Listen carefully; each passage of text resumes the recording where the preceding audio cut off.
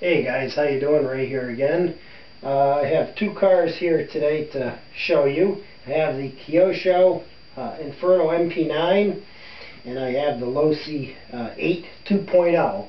And if you're a guy that goes to the track to watch these race, you'll know that you have Kyosho guys and you have Losi guys, and these cars are basically arch enemies on the tracks. And today we're going to discuss these two cars. And I'm going to tell you a little bit about both. I'm fortunate to own both.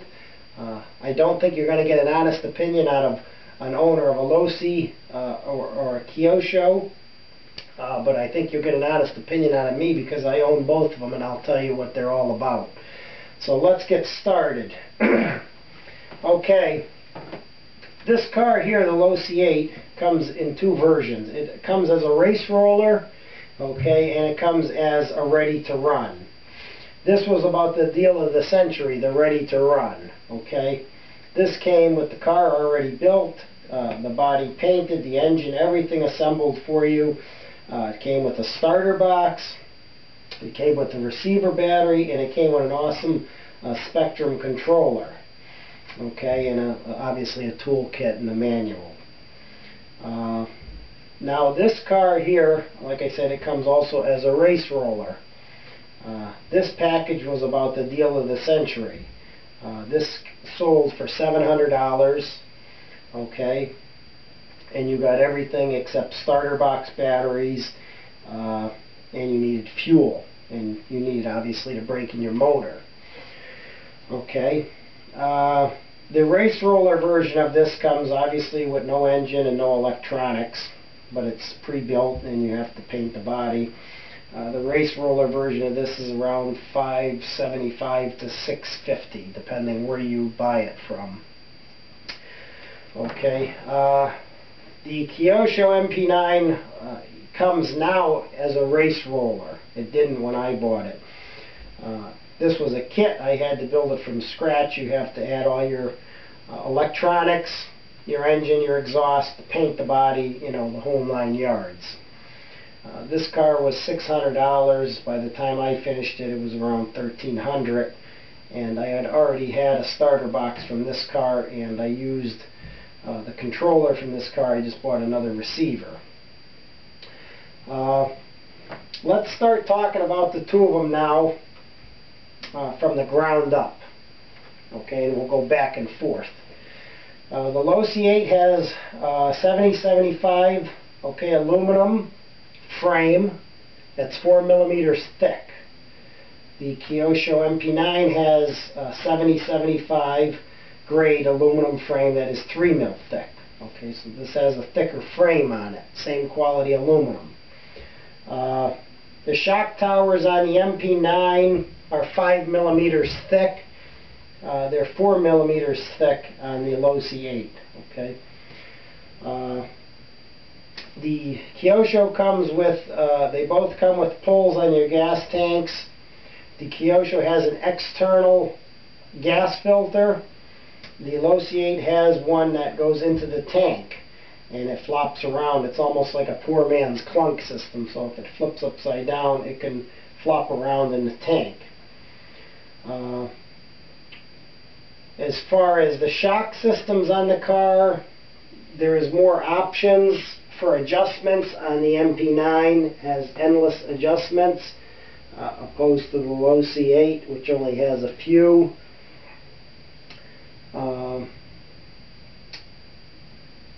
They both come with sway bars, which you can obviously upgrade and change if you don't like the stiffness or the softness of them, but they both come, they have sway bars front and rear. The durability of both cars is phenomenal. They're both very durable cars. I don't know if you ask me which one is more durable. It's a toss-up. I've seen them both flip every which way and keep on going. Okay, they're both four-wheel drive, shaft driven, front, you know, center and rear gearboxes on them. The gearboxes on the Losi 8 sealed together, and the gearboxes on the Kyosho MP9 are open on the bottom and they seal to the frame. They both come with oil-filled shocks. I think the shocks on the Losi 8, they have a threaded, shock body. On the Kyosho, you have to put in, it comes with a whole bunch of different size clips that you can put in here to adjust that way. This car came with mud guards for the rear. This car I had to buy them and put them on. They were only a couple of dollars, like $3, $4. They're not that much. But they keep all the stuff, spraying all your fuel that comes back here and sprays all over your rear axle and makes a mess. It really does help a lot. So keep that in mind. The layout of them, the Losi has two boxes. They're separated. You have the receiver is up in the front, and in the rear you have another box for your battery. The Kyosho is a separate battery and receiver box also, but it is in the back of the car. Okay, and it's two separate doors that open. If you're getting into this hobby and you don't want to spend a tremendous amount of money, okay, this car here does come with a lot of goodies, and it's a real good car. Like I said, this comes as a race roller version. The difference between a race roller version and this is that the chassis, the frame, and the shock towers are CNC machined, and these are stamped. Does it make a difference? No. You know, even the guy at the hobby shop, it doesn't. It makes them look a little cleaner and a little fancier, but the strength of the metal is the same. Okay, it's aircraft aluminum 7075 on both of them. Now with this car here, like I said, it is a kit. They do offer a race roller version now that is very expensive. I think it's $900. Out the door, you know, they're both going to cost you some bucks, guys. Alright. If you want to build a kit and you have enough knowledge to build a kit, you know, it is enjoyable. I mean, I enjoyed the process of putting this all together and painting the body and doing everything. But mind you, this car would probably cost you $1,500 to $1,600 complete to build, and with, depending on the radio system you use, the engine you choose, the exhaust pipe you choose, and you know, if you get a starter box, the batteries, and the whole shebang. So just keep that in mind. Neither of these cars, guys, are really backyard bashing type cars. These cars are made to be driven on the track, and they're made to compete, and they're made to win.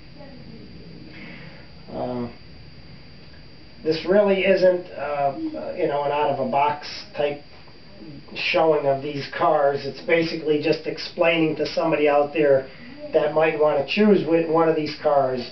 Now, if you ask me which one I think is better, I own both of them. Okay, I love both of them. I think they both are durable. They're both put together nice, and I would buy either of them. That's my opinion.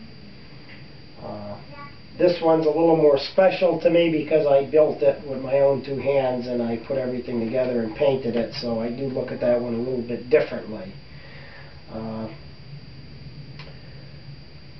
If I had to say which one, in my opinion, was really, I thought was more durable, it would be a hard toss-up, because I think the plastics on both of them are very good. I've never seen these cars really fall apart at the track. The Kyosho, when it came out, it had problems with the back ends, the pins blowing out in the back. Okay, but they fixed all the issues, and they updated all with new plastics and everything and better quality. It had some defective plastics on it. But other than that, the king pins they had some problems with. What else can we talk about? As far as, like I said, the suspension is you know, comparable, with the exception of the adjustments, you know, that you can make. But both have oil-filled shock setups. Both handle very nice. Both are very smooth. Both good jumpers. and neither car you'd be obviously laughed at if you brought to a track, because these are two of the top cars out there. If you don't want to you know, spend up in the thousands to have one of these cars, but you want a nice car, I'd recommend this one. Like I said, it comes all ready to go. You just basically break in your motor. You got to get starter box batteries, 2 7-point volts, and you know, other than that, everything, your tires. I've done some upgrades to this. You don't really have to. I put some aluminum on it and some other stuff, muffler and different things, but other than that, you know, both great cars, both very durable, and I wouldn't steer you wrong with either of them. Both of them have upgradable parts if you want anything. If you find that you need more strength and more durability to them, but you know, as far as drivability with them on the track and everything, it is very similar. Neither of them, you know, you won't drive one and then drive the other and be like, wow, you know, they're both very similar. And you know, obviously you can upgrade and change your tires and all that, and you can, you know, if you want to change the color of this, you can buy clear bodies aftermarket, you know, and paint them, and you can make them obviously any color you want. But as far as you know, this one will be cheaper, I think, in the long run. But it depends what you want to do with these cars. If you want to just backyard bash, you want to do competitive racing. These cars have been around a long time. The companies, both are very good companies. Both have very good, I know Kyosho has very good customer service. I haven't really dealt with Losi too much as far as on the phone customer service, but Kyosho, before I bought this car, the guy stayed on the phone with me for about 45 minutes talking to me. So Kyosho America is really good to deal with. But you know, drivetrains are similar on them. The strength of the metal, the axles, the quality of the steels is basically the same. So it really just comes down to which one you like, maybe the style of it better, or the shape of it, or how it looks visually to you. But I don't think you'd go wrong with either of them. If you have any questions, feel free to send me some messages. If you'd like to subscribe, it's Nitro Kyosho. My name is Raymond, and I thank you for watching, and I hope you got some knowledge out of this video. Thank you.